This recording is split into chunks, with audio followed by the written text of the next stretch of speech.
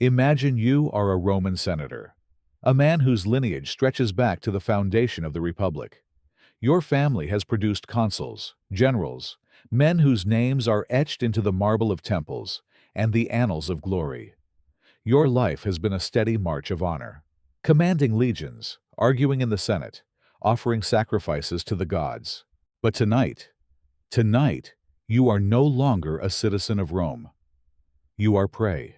The golden invitation glimmers in your hand as you ascend the marble steps of the Palatine Hill. A dinner with the emperor. Once, that would have been the pinnacle of prestige. Now, the words feel like a sentence. The guards at the gate don't meet your eyes. They know. Everyone knows. Inside the great hall, opulence smothers the senses. Silk banners, golden chandeliers, braziers burning with incense imported from Arabia. But no one is smiling. Senators clutch their wine cups with trembling hands. Their wives glance sideways at the doors. And then, footsteps, laughter, a sound too manic, too hollow, like something unholy mimicking joy. And into the hall he walks, draped in shimmering silk like molten gold, eyes bright with a feverish gleam. Gaius Julius Caesar Augustus Germanicus. But no one dares say his name. They whisper the nickname the soldiers once gave him in childish fondness: Caligula. Little boots. But there is nothing small about the fear he commands now. Tonight, he declares, we shall discover who among you truly loves your emperor. A statement delivered like a toast. But every man in the room feels the chill of doom. Something is coming, something no toga, no title, no legion can protect you from. But how did it come to this? How did Rome's most adored son become its most feared predator? To understand the terror unfolding in that marble hall, we must go back, not just to the man, but to the boy. Born in 12 CE into the Julio-Claudian dynasty, Caligula was the third son of Germanicus, Rome's golden general, and Agrippina the Elder, granddaughter of Augustus himself. He grew up not in shadow, but in a spotlight. Soldiers adored him. On campaign with his father in Germania, they dressed the toddler in miniature armor and boots.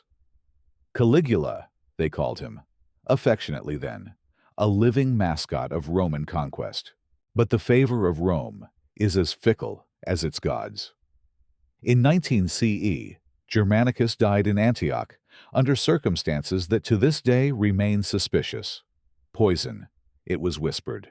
A plot, perhaps, by Emperor Tiberius himself, who saw Germanicus as too beloved, too dangerous. The Golden General's death marked the beginning of Caligula's descent into a world ruled not by honor, but by fear. Agrippina, outspoken and defiant, dared to accuse Tiberius of orchestrating her husband's death. She paid dearly, exiled, starved, broken. One by one, Caligula's brothers followed, arrested, imprisoned, quietly erased. By the age of 7, he had learned that power was never kind, and truth could get you killed. Imagine the lessons burned into that boy's mind. That love is dangerous. That trust is a death sentence. That to survive, you must be invisible. And survive he did. In 31 CE, at just 19, Caligula was summoned to live with Tiberius on the island of Capri, a place more prison than palace, where the old emperor ruled in reclusion and paranoia. Caligula learned quickly: flatter the madman, mirror his moods, suppress your soul. He perfected the art of deception. For 6 years he lived among monsters and kept his own darkness hidden. Then, in 37 CE, Tiberius died, possibly smothered with a pillow by the ambitious Praetorian prefect Macro, who backed Caligula as successor. And Rome rejoiced. Finally, the son of Germanicus would rule. Crowds filled the forum. Temples were adorned with garlands. Senators sang his praises. The boy who had once walked among legions was now the emperor of the greatest civilization on earth. And for a fleeting moment, hope seemed justified. He freed political prisoners. He restored honor to his family's name. He gave generous bonuses to the Praetorian Guard and hosted games so grand they rivaled the triumphs of Julius Caesar himself. Rome, long suffocating under the cold hand of Tiberius, exhaled. This young emperor was light, joy, a return to greatness. But shadows cling to those raised in darkness, and no amount of public adoration could erase the ghosts that had nested deep within him. Caligula, still only 24, had never known real love, only performance. He had never seen loyalty rewarded, only punished. The palace doors may have opened for him, but inside his mind, he was still the boy who watched his family disappear one by one. And then, the change began. It would come suddenly, dramatically, and with consequences that would stain the very soul of Rome. It began with a fever. Late in the year 37 CE, only months after ascending the throne, Caligula fell gravely ill. Ancient sources call it a brain fever, an illness so intense that for days the fate of the empire hung in balance. Rome waited in silence. Temples burned with offerings. Senators and slaves alike prayed for the young emperor's recovery. For a moment, the city was unified, not by law or war, but by fear of losing a ruler who had, in such a short time, rekindled Rome's weary hope. But when he emerged from the shadow of death, something in him had shattered. The change was immediate, noticed first by those closest to him, whispered in the corners of the palace halls. The man who returned was not the one who had inspired public joy. His eyes seemed colder. His laughter lingered too long. His jokes became crueler. His pleasures darker. It was as if, staring into the abyss of mortality, Caligula had discovered a terrifying truth. That as emperor, he could do anything, and no one could stop him. Some historians suggest that the illness inflicted actual brain damage. Others believe the sickness merely lifted the final veil of restraint from a mind long shaped by trauma, bitterness, and survival. Whatever the cause, the transformation was irreversible. At first, it was small things: an over-the-top banquet, an unhinged outburst at a Senate meeting, lavish spending from the imperial treasury on personal whims. The public, still hopeful, excused these as signs of stress or eccentricity. But within the walls of the Palatine Palace, a darker storm was brewing. The servants noticed first. The staff who had long served the imperial household began to disappear, reassigned or never seen again. Those who remained were summoned to strange midnight meetings, where silence was demanded, and orders were carried out under the weight of terror. Young male slaves were especially vulnerable. Caligula would have them brought to his private chambers under the pretense of domestic tasks, then use them for acts that stripped them not only of their innocence, but their humanity. He didn't just demand obedience. He demanded humiliation. He wanted to see them break. But it was the women who suffered most. The emperor, restless and driven by desires he no longer masked, began prowling the palace halls at night, choosing women as one might choose food from a banquet table. They were not concubines or prostitutes. They were matrons, servants, noble women, each plucked from safety and thrust into the emperor's spiral of psychological domination. These were not acts of passion or even lust. They were performances of power. The palace, once a symbol of Roman civilization and grandeur, was turning into a theater of degradation. And the emperor was no longer content with hidden sins. He began summoning the wives of Rome's most powerful men, senators, commanders, wealthy merchants, under the guise of discussing their husbands' political futures. The meetings often began formally, with pleasantries and wine, but quickly descended into scenes no Roman citizen could have imagined, let alone resisted. One account tells of a senator's wife who was forced to disrobe and perform sexual acts while Caligula watched from his throne. Sometimes he made the husband watch as well, seated just close enough to see, but too far to intervene.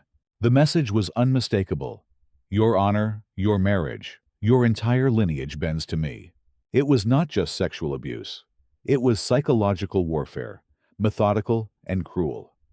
He dismantled lives not with a sword, but with his gaze and decree. Women raised in the highest codes of Roman virtue were reduced to objects for his amusement, and Rome's most revered men were forced to stand in silence, powerless to protect their families or avenge their humiliation. Behind the gold-trimmed walls, an unspoken law had taken hold. Survival meant silence. Protest meant death. And so the fear grew, invisible but ever-present. The palace became quieter, but not calmer. Eyes no longer met in the halls. Servants moved like ghosts. Senators arrived for meetings not with pride, but dread. The emperor had become something else, something ancient and primal, cloaked in the titles of civilization, but ruled by appetite and contempt. And yet, the public still knew little. On the outside, Caligula continued to hold games, deliver speeches, and bask in the cheers of the masses. Bread and circuses masked the rot. But within the inner circles of Rome, the truth could not be ignored. The emperor was not merely eccentric. He was becoming monstrous, and the next stage of his descent would bring the private horrors of the palace into the full theater of Roman society. The emperor would no longer be satisfied with secret cruelties. He wanted an audience. The Roman imperial palace was once the sanctum of statecraft, a place where the destinies of provinces were debated, where ambassadors bowed and generals were honored. But under Caligula, its marble columns bore witness to a transformation more terrifying than war or famine. It became a stage for domination, humiliation, and ritualized abuse. And like the descent of a city into plague, it began quietly, then consumed everything. Caligula's taste for control no longer limited itself to select victims. He began to view every person who entered his domain not as citizen, friend, or subject, but as an object to be used. He had learned in his childhood that the empire was a place of masks and performance. Now, as emperor, he turned that knowledge into a weapon. One of his earliest acts of overt public depravity came cloaked in the pretense of governance. He invited the wives of high-ranking officials. These women, schooled from youth in the virtues of Roman womanhood, chastity, loyalty, honor, arrived expecting imperial favor or favor for their husbands. Instead, they were coerced into submission. What began as veiled flirtation turned swiftly into command. He would demand they disrobe, touch themselves, degrade themselves, all under the watchful eyes of guards, servants, sometimes even their own family. It was not merely for his pleasure. It was spectacle, a demonstration of absolute power. To deny the emperor was treason. To resist was death, not only for the woman herself, but for her father, her husband, her children. Rome's proudest families were cornered into silence and complicity. And Caligula knew it. Each act was strategic. He would choose women not for beauty alone, but for symbolism. The wife of a moralist senator, the daughter of a general who once questioned imperial policy. These were calculated desecrations of virtue and lineage. His message was clear. The old Roman values were ashes beneath his feet. It was during this period that Caligula began to experiment with social gatherings that blurred the lines between banquet and brothel. Lavish dinners, once the proud display of Roman aristocratic culture, were turned into trials of submission. Guests would arrive to find tables overflowing with delicacies. Peacock tongues, flamingo brains, wine aged in Egyptian amphorae. Music would play, poets would recite verses, and for a moment it would appear to be a night of refinement. But then the emperor would stand, perhaps with a goblet in hand, perhaps reclining lazily on his couch. He would make a comment. At first it would seem offhanded, perhaps a compliment to a senator's wife. She has eyes that glimmer like Venus herself. Then the smile would fade, and his tone would harden. I wonder, he'd muse aloud, what those eyes look like when she's on her knees. No one laughed. No one breathed. The senator, pale, frozen, would glance at his wife, who was already being summoned forward by guards. She would be taken aside, or worse, forced to remain as the room looked on. Sometimes Caligula would watch. Sometimes he would participate. Often he simply drank, his expression unreadable, as the family shattered before him. This was not a man acting out of passion. This was a methodical dismantling of identity. The proudest matrons of Rome were reduced to trembling servants of imperial desire. Their suffering was deliberate. Their degradation was public. And the men? They were not spared. Caligula made it a point to destroy the concept of Roman masculinity. Senators were forced to endure not just the sight of their wives being defiled, but to arrange the meetings themselves. Fathers were told to bring their daughters. Brothers were instructed to assist in preparations. It was the perfect perversion of the Roman household. In the moral code of ancient Rome, the paterfamilias, the male head of the family, held sacred authority. Caligula defiled that power by turning them into accomplices in their own humiliation. They were no longer protectors. They were delivery men for the emperor's lust, and they obeyed, because the alternative was worse. Those who resisted disappeared. Their estates were confiscated. Their names erased from inscriptions.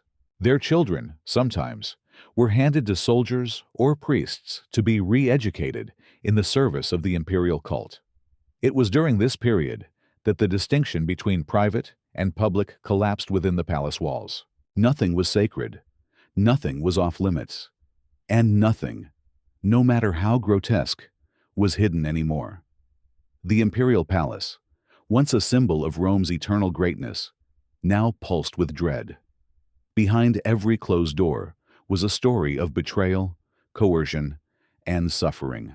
Behind every silken curtain, a crime sanctified by silence. And, in the heart of it all, stood Caligula, not merely indulging, but orchestrating. The stage had been set, the players had been chosen, and the next act would be even darker. In the ancient rituals of Rome, form was everything. A misstep during a sacrifice could doom a military campaign. A phrase uttered incorrectly during a Senate vote could unravel months of diplomacy. Ceremony was the language through which power was expressed and affirmed. Caligula understood this better than anyone, and twisted it into a new weapon. He turned the sacred rhythms of Roman civic life into a theater of terror. At first, his debasement of tradition was subtle. A suggestive comment during a Senate session, a glance that lingered too long during a religious festival. But quickly, the emperor abandoned pretense. Ceremonies became traps. Formal dinners transformed into acts of coercion, and the line between honor and horror vanished completely. Caligula began using official events, birthdays, weddings, triumphal processions, as opportunities to degrade. At a celebration of a general's military victory, the emperor had the man's wife brought forward and forced to strip before the assembled officers. "So that all may know what prize awaits those who serve Rome," he sneered. Weddings, in particular, became rituals of humiliation. On more than one occasion, Caligula forced noble women into hasty marriages, only to annul them within days. The brides, dressed in elaborate finery, were publicly raped during the wedding feasts, often in front of their families and the Senate. It was a calculated destruction of what Romans held most sacred, the institution of family. One chilling account tells of a wedding banquet where Caligula sat beside the bride and groom, toasted their union, and then had the bride led away before the main course.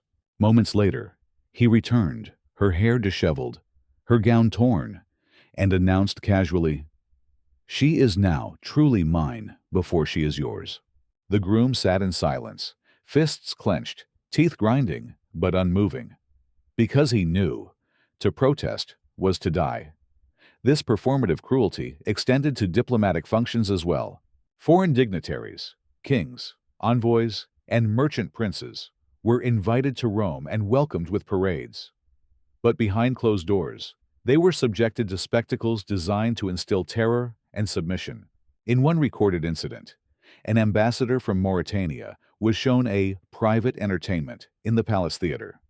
What he witnessed was not drama or poetry. but a group of senators' daughters forced to take part in humiliating performances on stage. When the man recoiled in horror, Caligula reportedly smiled and whispered, "Imagine what I do to my enemies." Even the Senate, that ancient bastion of Roman tradition, was not spared. Senatorial sessions, previously forums for rigorous debate and careful diplomacy, became stages of degradation. The emperor would summon a senator to speak, and midway through his remarks, Caligula would command the man's wife to undress and walk the floor. At first, the chamber froze. But after weeks of such displays, the unnatural became routine.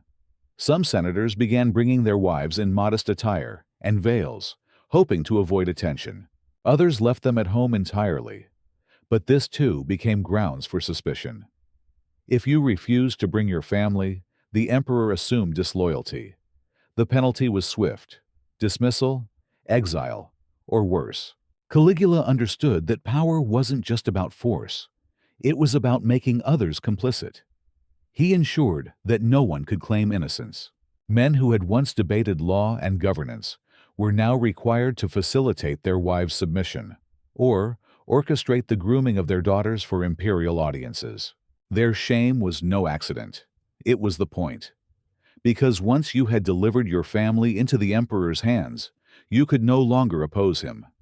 You had been branded, morally and spiritually. You were his. Even those who tried to preserve appearances were drawn into the abyss. In one infamous scene, a senator known for his piety and discipline arrived at a palace banquet with his wife and daughter. He had long resisted the debauchery of court life, and many thought his reputation would shield him. But that night, Caligula raised a toast in his honor, and then demanded the man describe his wife's body to the assembled guests. When the senator stammered, Caligula laughed and beckoned the woman forward. "Let us judge for ourselves," he said. The woman, trembling, complied. The silence in the room was unbearable. When it was over, the senator stood, nodded, and thanked the emperor for the honor. This was not just cruelty. It was theater. It was control. It was the deliberate desecration of tradition, faith, and dignity, performed in the very halls where Rome once claimed to rule by reason and virtue. But the performances were only beginning. The ceremonies that once defined Roman order would soon be twisted into celebrations of Caligula's madness. And no one, not the rich, the noble, or the devout, would be untouched. What kind of palace must be built, not for ruling an empire, but for staging the systematic humiliation of its elite? Caligula's transformation of the Palatine Hill was not only symbolic, it was physical. The very stones were reshaped to serve his madness. He did not simply abuse. He constructed environments designed to intensify the degradation, rooms that turned power into theater, trauma into architecture. Ancient architectural fragments and surviving records suggest chilling renovations. Rooms were no longer designed for statecraft or diplomacy, but for surveillance, visibility, and domination. Courtyards once used for imperial ceremonies were enclosed, ringed with viewing galleries.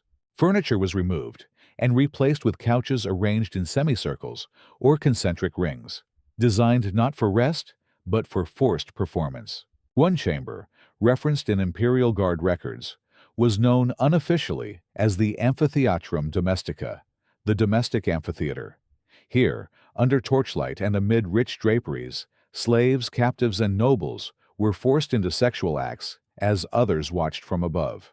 There were tiers of seating, a central platform, curtains that could be drawn or opened with dramatic flair. Caligula did not sit among the audience. He presided from a raised throne, often cloaked in gold, often intoxicated. He would observe, direct, applaud, or, worst of all, sit in silence and watch, unblinking, as the dignity of Roman families was torn apart. One senator's daughter, still very young, was reportedly compelled to appear before her entire extended family. The senator had refused a bribe.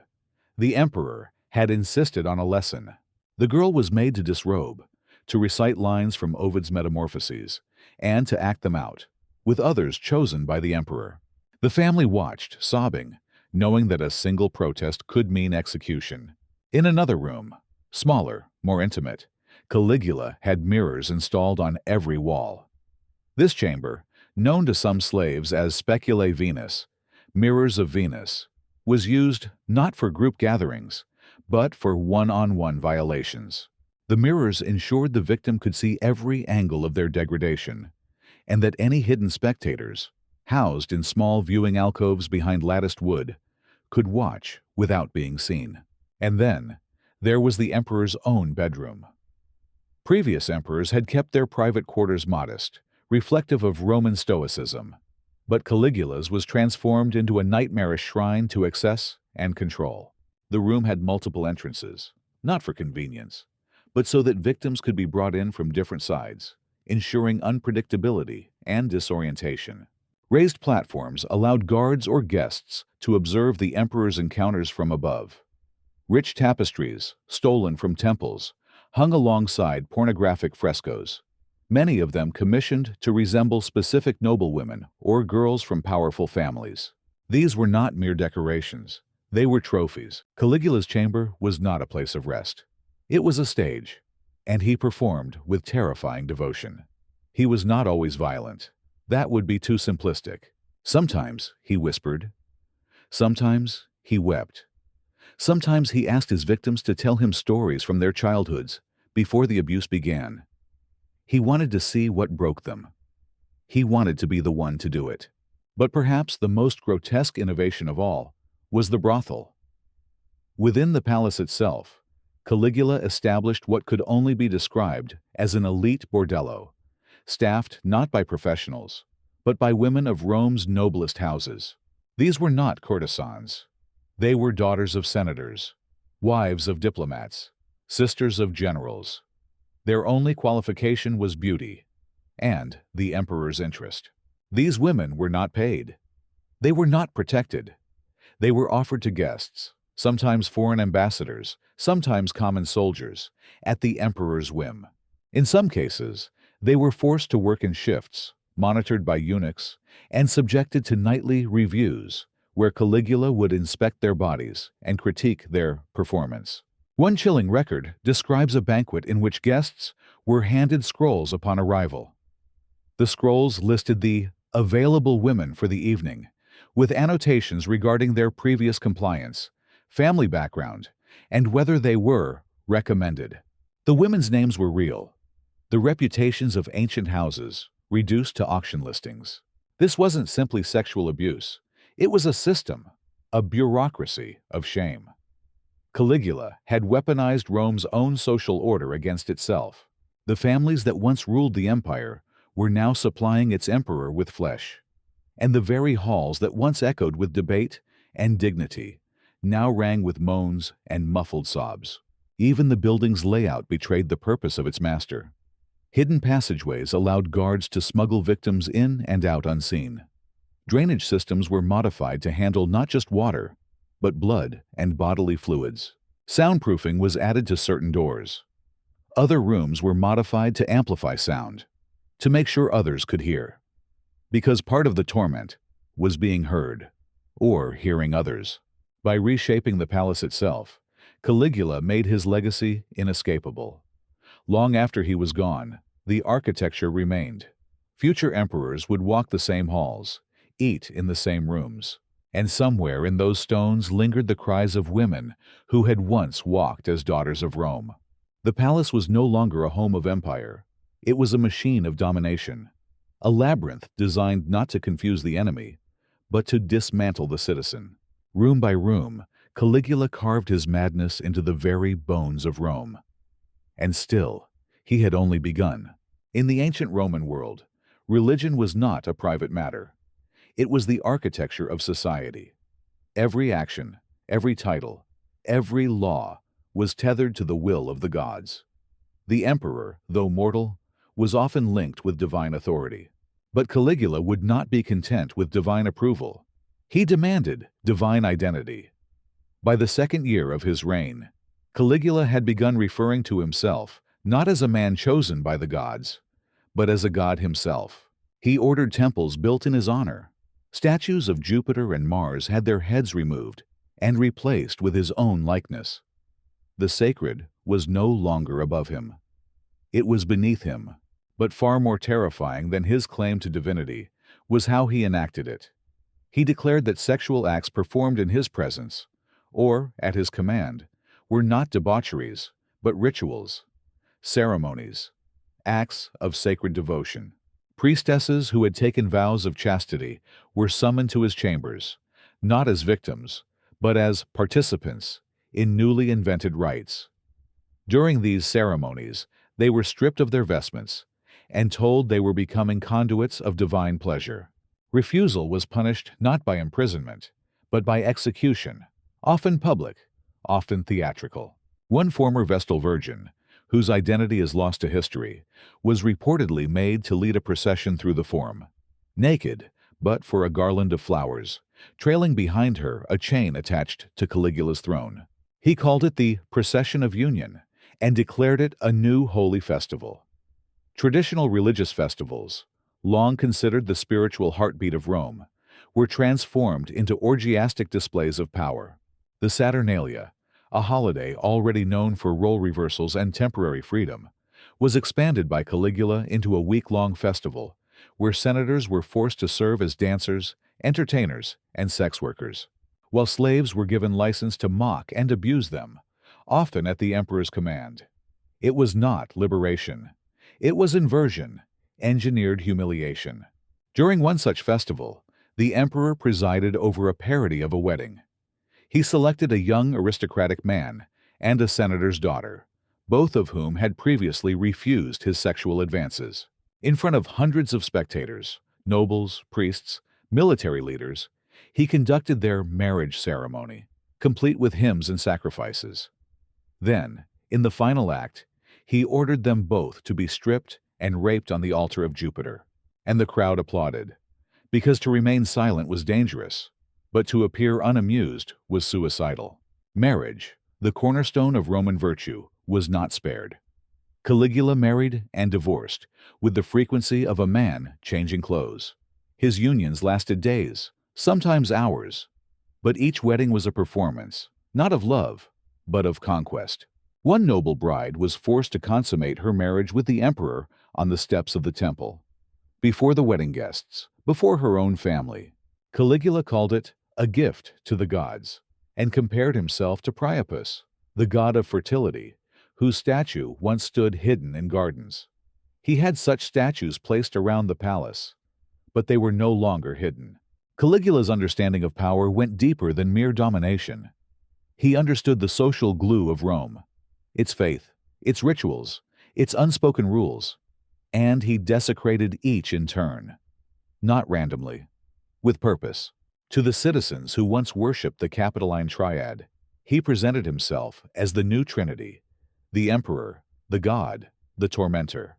In private, he referred to himself as Neos Helios, the new sun.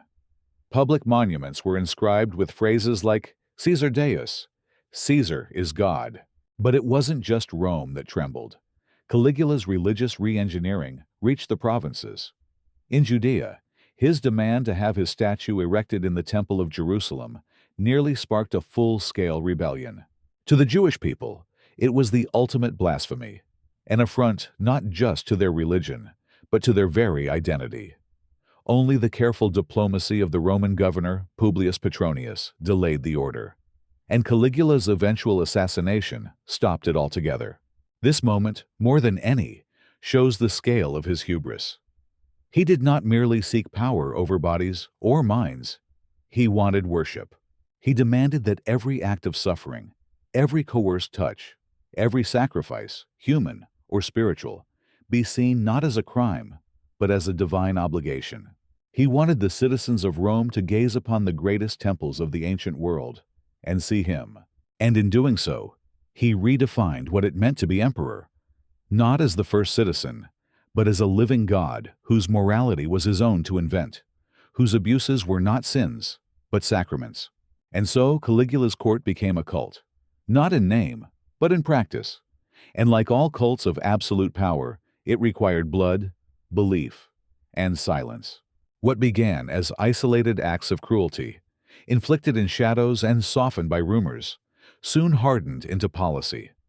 Caligula's sexual reign of terror evolved into a systematic form of control, a bureaucracy of degradation. No longer content with opportunistic abuse, the emperor institutionalized it, giving it structure, reach, and permanence. Sexual access to Rome's noble women became currency, a method of taxation, a grotesque redefinition of public duty. It began with the invitations. Delivered by imperial messengers, they bore the unmistakable seal of Caesar. Families who received them understood immediately. These were not gestures of favor. They were conscription orders. Fathers wept. Mothers begged. But the choice was always the same. Submit your daughter, your wife, your sister, or forfeit everything. A senator from Sicilia, known for his conservative values, received such an invitation for his wife and eldest daughter. When he hesitated, soldiers arrived within hours. His estate was confiscated. His other children were arrested. The wife and daughter were taken anyway. No one refused the emperor twice. Caligula formalized the process. He ordered officials to maintain lists of Rome's most beautiful women, categorized by family status, age, and temperament. These were not secret files. They were passed around court, annotated like ledgers. Modest but obedient. Defiant, requires correction. Pleasant voice, sings during the act. Each entry was a human life, reduced to a profile of submission. Wealthier families, seeking to avoid this fate, began offering women preemptively gifts to the emperor. A daughter presented as a show of loyalty. A wife offered under the guise of diplomacy. Some even hired artists to paint flattering portraits of their women and sent them to the palace. An unspoken plea for mercy through anticipation. This grotesque competition fed Caligula's mania. He began selecting women, not just for pleasure, but for political symbolism. The daughter of a general who had served under Germanicus, a perfect instrument of irony. The wife of a senator who had opposed his temple building, a trophy of submission. He created schedules, rotas of service. Women were assigned shifts in the palace, often forced to spend entire weeks cloistered within designated chambers. They were monitored, instructed, and paraded before visiting dignitaries. Eunuchs were placed in charge of training them, ensuring compliance, punishing resistance. These were not concubines. They were hostages. And Caligula, ever the sadist performer, gave this horror a title. He called it the Domus Venus, the House of Venus. In imperial records, it was referred to as a religious extension of temple practice, a place where the emperor's divine favor was bestowed through intimate rites. But everyone in Rome knew what it truly was. The palace had become a bordello, and not just for the emperor. Guests, political allies, foreign leaders, even favored gladiators were granted access. Women who once presided over salons of poetry and philosophy were now forced to lie beside mercenaries and envoys, their status erased by imperial decree. Resistance was punished in stages. Those who defied the emperor's invitations were first humiliated, their names dragged through public rumor, their husbands mocked in court. Then came financial penalties. Estates were seized, titles revoked. If a family still refused, if a woman fled, or a father hit her, then the violence began. Some women were dragged into the palace in chains. Others were made examples in the arena, forced to perform sexual acts before gladiatorial matches. Or worse, used as bait in staged hunts, stripped of clothing and dignity alike. In one horrifying spectacle, 3 daughters of a noble family were presented in the Colosseum as sacred brides of the emperor's new religious cult. The audience was forced to watch as they were led across the sand in sheer ceremonial robes, only for the ceremony to reveal itself as a public assault by designated participants. Caligula watched from above, expression unreadable, wine in hand. This was not indulgence. It was engineered terror. He had created a world in which every noble family in Rome lived, with the knowledge that their daughters could be summoned at any moment, that their wives could be watched, handled, judged, that no prayer, No coin, no plea could stop it. It was control, total, and unrelenting. And for the women inside the palace, there was no escape. They lived in rotating quarters, heavily guarded, unable to communicate with the outside world. Many were driven to madness. A few attempted suicide. But Caligula had accounted for that. Families of suicidal women were punished with financial ruin. Siblings were sold into slavery. Entire bloodlines were erased from the records. One woman, the young wife of a consul, reportedly attempted to drown herself in the imperial bathhouse. She was pulled from the water, revived, and made to serve the next day in the house of Venus. Her punishment doubled for dishonoring the divine presence. What made the terror so suffocating was not just its cruelty, but its legitimacy. There were no backroom whispers, no secret trials. This was not corruption. It was the law of the emperor. Public, documented, ritualized. Rome, once the seat of order and law, had become an empire ruled by the whims of one man's sexual appetite. And no one, not the rich, not the pious, not the powerful, was safe. By the third year of Caligula's reign, a grim understanding had settled over the empire. No one was untouched. And just as terrifying as the suffering itself was what it revealed about the people forced to endure it. Caligula had discovered the final, most unbreakable chain: family. He had already broken mothers, already humiliated wives.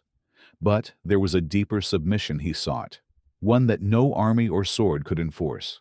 He wanted fathers to give him their daughters, brothers to deliver their sisters, husbands to facilitate their wives' shame, not as prisoners, not as victims, but as participants. And Rome complied. He understood the emotional architecture of Roman society better than anyone. The family was sacred, the father absolute, the legacy immortal. By forcing men to be complicit in their loved one's abuse, Caligula wasn't just asserting dominance. He was burning the very soul of Roman identity. He would summon senators and order them to describe their wives' bodies to the court, or make fathers bathe their daughters before presenting them to his chambers. Some men resisted, but quietly, symbolically. Most did what they were told, because in Caligula's Rome, a defiant father meant a dead family. One of the most harrowing examples comes from a senator named Lucius Nerva. Known for his virtue, Nerva had two daughters, both famed for their beauty. One evening, Lucius Nerva received an imperial summons, not to present them, but to prepare them. With tears in his eyes, he dressed them himself, gave them sweet wine to calm their shaking hands, and delivered them to the palace gate. He was later awarded a new estate and a bronze statue. This kind of forced complicity destroyed more than bodies. It eroded honor. Men who had once stood in the Senate as equals now sat in silence, branded by the knowledge that they had bartered their blood for survival. The man who tied his own daughter's sash could no longer raise his voice in public debate. His shame was written on his skin. And yet, the horror did not end with adults. Children, too, were drawn into the emperor's abyss. Ancient sources, veiled in euphemism, speak of young companions invited to court, flower bearers in ceremonial processions, students of the divine mysteries. But we know what these titles meant. These were children, some as young as 8, taken from Rome's most noble families, and raised in the palace, not as heirs, but as playthings. They were forced to watch, to listen, to assist. Sometimes they were asked to serve wine during the palace orgies. Other times, they were made to recite poetry while their mothers were being defiled. The goal wasn't always physical abuse, though that occurred too. The goal was indoctrination, corruption. One boy, the son of a prominent legate, was appointed guardian of the emperor's sandals, a ceremonial role meant to humiliate. Each evening, he would sit by Caligula's feet, brushing them with rosewater, while his own sister was taken behind a curtain. The boy later became a military commander, known for his cruelty, for his inability to show mercy on the battlefield. Perhaps he had learned his lessons too well. Caligula understood something modern psychology only later defined: Trauma spreads like a virus. The children he broke would carry their scars into adulthood, into governance, into war. Some would become abusers themselves. Others would become vessels of silence, refusing to speak of what they had seen, yet forever shaped by it. And the empire paid the price. Entire generations of elite families were marked. Daughters who once danced at festivals now trembled at the sight of purple robes. Sons who once studied rhetoric now drank themselves numb in the taverns of Ostia. The very class that once ruled Rome with dignity had become a haunted aristocracy, fractured by fear and memory. Perhaps the most devastating aspect of this reign of sexual terror was its invisibility. To the common people, Rome still glittered. Bread was distributed. Games continued. The Colosseum rang with laughter and blood. Caligula's excesses were whispered about in taverns, but they seemed distant, unthinkable. Who could imagine that the city's greatest men were delivering their children into the jaws of tyranny? But within the palace, behind the veils, past the mosaics, beneath the scent of imported perfume, a generation of victims was being raised. Children who would never know innocence, who would learn to survive by forgetting, or by repeating. The emperor didn't need a standing army to control Rome. He had the families. By twisting their love into a leash, he ensured their silence. And through their silence, he made their complicity eternal. By the year 40 CE, the imperial palace no longer concealed its horrors. It flaunted them. Gone were the veils of secrecy, the hushed whispers, the forced illusions of ceremony. Caligula, now fully enthroned in his madness, had become more than a tyrant. He was a director, staging his final and most grotesque performances on the grandest stage in the world. The Roman elite no longer entered the palace with trepidation. They entered with the numb obedience of prisoners walking toward execution. The rules were known. The consequences were clear. The emperor demanded not just submission, but participation. And now, he wanted Rome itself to be the audience. The palace gatherings grew in scale, no longer limited to intimate rooms and hidden corridors. These spectacles spilled out into larger halls and even the public venues of Rome. The emperor's appetite, no longer satisfied by degradation alone, turned toward mass demonstration. He orchestrated events not as diversions, but as statements. One such spectacle was held in the palace's expanded atrium, its walls now lined with imported, gold-leafed mosaics and silk banners. Hundreds of guests, senators, diplomats, generals, their wives, daughters, and even children, were summoned. At first, they believed it was to honor the emperor's birthday. It was a performance, a declaration.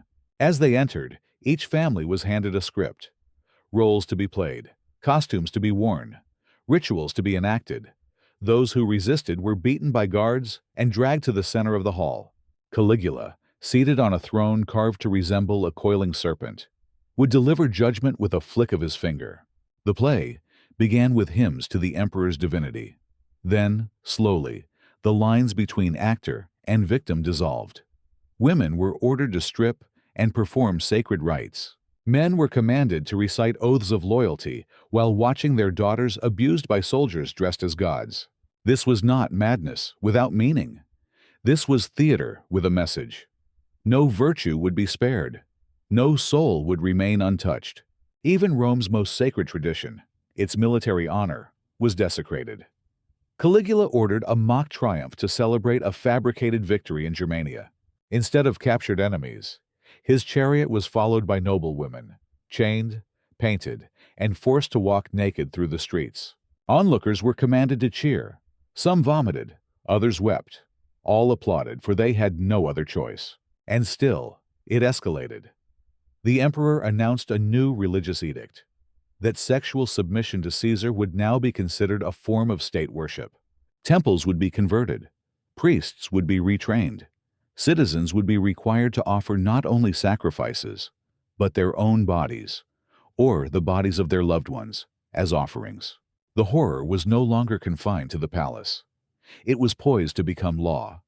Families began fleeing Rome. A trickle at first, then a flood. Those who could afford exile sailed to Sicily, Egypt, even distant Britannia. But most could not run. They stayed and waited. It was during one final performance, according to several ancient sources, that the seeds of assassination fully took root. The event was to celebrate the emperor's union with the gods. Caligula declared he would marry the goddess Minerva, embodied for the evening by a terrified young girl from a prominent family. She was barely 13. The ceremony took place in a newly constructed theater, built within the palace grounds, and modeled after the Temple of Apollo.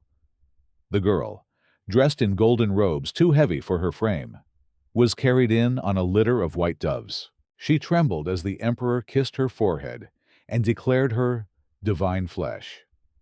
As the ceremony descended into obscenity, several officers of the Praetorian Guard stood among the guests, forced to watch like everyone else. But unlike the senators, unlike the fathers, the priests, the foreign envoys, these men carried swords. And they had lost sisters.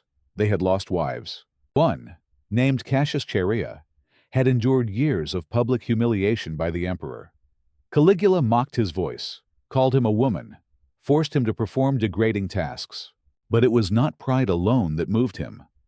His niece had vanished after receiving one of Caligula's invitations. Her body was never found. That night, as Caligula lifted the girl onto the altar, Chaerea whispered to the man beside him, "Tomorrow." The emperor's final performance had gone too far. He had turned worship into perversion, family into theater, Rome into a brothel, and he had done it all beneath the eyes of gods and ghosts. But his final scene would not be his own. January 24th, 41 CE. The day dawned as any other. The Palatine Palace stirred with groaning marble and murmured orders. Courtiers prepared for yet another day of submission. Servants polished the golden staircases Caligula had commissioned with stolen temple wealth. And the emperor himself, divine in name, diseased in soul, prepared to attend the theater. He did not know he was walking into his grave. The plan was simple, brutal, desperate. It had been whispered into being over months, not in smoky conspiratorial rooms, but in glances across torture chambers, in the tightening fists of guards forced to smile as daughters were dragged screaming into the night, in the minds of men who had lost everything and realized the only way to stop the horror was with a blade. Cassius Chaerea was at the center. A career soldier and member of the Praetorian Guard, he had served multiple emperors. He was no idealist, no rebel, but he was a man who had been pushed to the brink. Not by politics, but by personal agony. He had been called names, mocked publicly for his soft voice, ordered to ask for passwords in humiliating tones. But more than his pride, it was what had been done to his family that carved the decision into his bones. His niece had disappeared into the house of Venus. Her fate, though never spoken, was known to everyone. Even her screams had vanished. Others joined him. Officers who had watched noble women weep silently in their arms after audiences, senators whose wives no longer spoke, men who knew that if they didn't act now, their children would be next. The moment came in an underground passage beneath the palace. Caligula was returning from the theater, flanked by his usual entourage, musicians, jesters, minor officials. He was laughing, always laughing, at some cruel joke whispered in his ear. And then Chaerea stepped forward. The first blow landed between the ribs. The second tore through muscle. The third struck his throat. Caligula screamed, not with fear, but rage. He reached for a guard. No one moved. What followed was not a clean execution. It was a bloodletting, a ritual undoing of a beast in human form. They stabbed him until he stopped twitching. Then they stabbed him again. His body was left unrecognizable, smeared across marble, bathed in torchlight. But it wasn't enough. The assassins knew that killing the emperor would not end the nightmare unless they erased the cult he had built. So they turned on his inner circle, his enablers, his priests, his scribes, even his lovers. Rooms were searched, chambers burned, documents seized. And then, they found the records. In a hidden vault beneath Caligula's bedchamber, scribes discovered the emperor's private journals. Not diaries, but ledgers. Detailed logs of the women he had abused, the children he had claimed, the ceremonies he had staged, names, dates, notes on behavior, threats used, punishments given. There were sketches, portraits of victims, some drawn with almost religious reverence, plans for future worship festivals, where entire noble households were scheduled for ceremonial degradation. There were even maps, architectural designs for expanding the House of Venus into other cities, Alexandria, Carthage, Ephesus. The scale of what he had intended chilled even the assassins.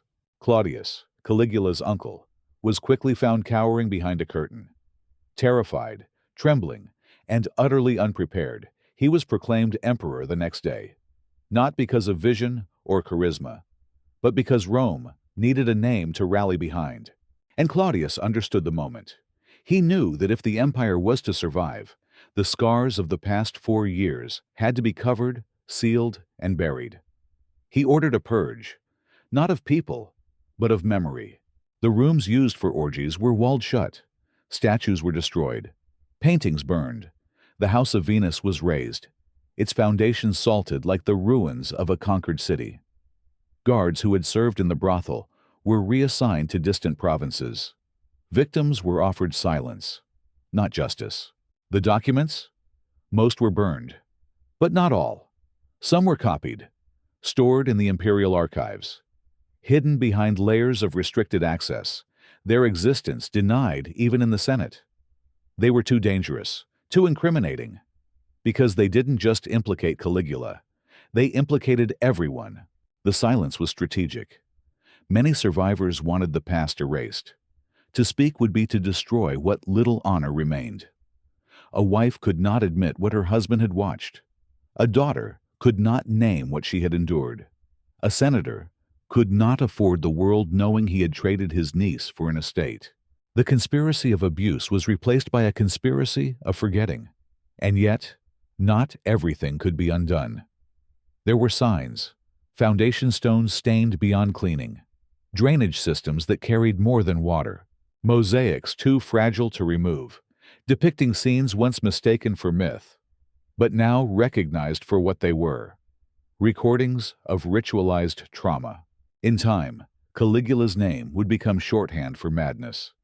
His cruelty diluted in stories, made grotesque but distant. The reality, the system he built, the people he broke, would be softened by time. But those who lived through it remembered.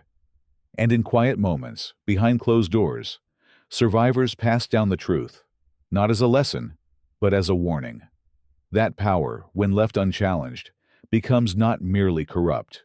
It becomes inhuman. The marble ruins of the Palatine Hill shimmer beneath the Roman sun, silent, majestic, and emptied of meaning to most who pass through. Tourists wander among crumbling columns. Children laugh in the courtyards once soaked with tears. But beneath the dust and stone, something lingers. Caligula is gone. But his shadow remains. For centuries, historians wrestled with how to tell his story. Ancient writers like Suetonius and Cassius Dio offered accounts veiled in euphemism, immoral behavior, impious ceremonies, unnatural desires. Their words were carefully chosen, not to protect Caligula, but to protect Rome from the truth about itself. Because to tell this story openly meant acknowledging not just an emperor's madness, but a society's submission to it. The full extent of Caligula's sexual regime, its architecture, its theology, its institutionalization, was buried under layers of cultural shame and political necessity. Even today, much of it remains hidden, not because the evidence is lost, but because it is too disturbing to fit the popular imagination of ancient Rome. We like to imagine the Romans as noble builders, cunning generals, stoic philosophers. But in Caligula's Rome, the same hands that built aqueducts also led daughters to rape chambers. The same voices that composed odes to virtue chanted in orgies disguised as festivals. The impact of those 4 years rippled through generations. Families shattered by abuse never truly recovered. Marriages built on political alliances collapsed under the weight of unspoken trauma. Children who had witnessed the worst of humanity, sometimes at the hands of their own blood, grew into adults with fractured minds and hollowed souls. Some became tyrants in their own homes. Others took their secrets to the grave. And Caligula, in the most grotesque way, succeeded in something no general or politician had ever achieved. He redrew the moral boundaries of empire. His reign normalized the unthinkable. What he made possible: abuse as ritual, rape as religion, silence as virtue, would haunt Roman imperial culture for decades. Future emperors learned from him. Nero, his successor's stepson, would create his own theaters of cruelty, blending art and atrocity. Commodus, centuries later, would turn the Colosseum into a playground of humiliation. Even those emperors who tried to restore dignity were operating in a Rome forever altered by Caligula's madness. Because once a society has witnessed such horror, once its ruling class has participated, there is no true return to innocence. But perhaps the most tragic legacy was not in statues toppled or temples desecrated. It was in the silence of the victims. Women who had been raped could never speak, lest their families be ruined. Men who had delivered their daughters could never confess, lest their legacies crumble. Children, now adults, bore the weight of memories that had no name in Roman law. Their pain was unacknowledged, their healing impossible. There was no restitution, no trials, no memorials. The trauma was passed down in whispers, if at all, and eventually in forgetting. But trauma is not easily buried. It echoes, in decisions made in fear, in families that never again spoke freely, in social customs warped by decades of avoidance. Caligula may have died in 41 CE, but the Rome he broke limped forward, dragging his specter behind it like a chain. And perhaps that is the most disturbing lesson of all, that one man, unchecked by law, unrestrained by conscience, can reshape an entire civilization's moral landscape. Not with armies, not with laws, but with abuse, sanctified by fear and protected by silence. Caligula's palace has collapsed, but his pattern remains. Today, in institutions across the world, we still see echoes. When power is left unchallenged, when victims are silenced, when families choose reputation over justice, Caligula is no longer a man. He is a warning. To forget what happened in those marble halls is not just historical amnesia. It is complicity in its repetition. So the next time you stand before the ruins of ancient Rome and run your hand across the cool, cracked stone, remember this. That stone remembers you. It remembers her, the senator's wife who slit her wrists in a bathtub, rather than return to Caligula's chamber. It remembers him, the child who watched his mother dragged across the floor as guests applauded. It remembers them, the families who bowed and broke, and never again rose whole. Their names are gone, but their stories remain, etched invisibly into the bones of the empire they once called home. And, if we listen closely, if we choose not to look away, we might finally hear the truth Rome tried so hard to forget.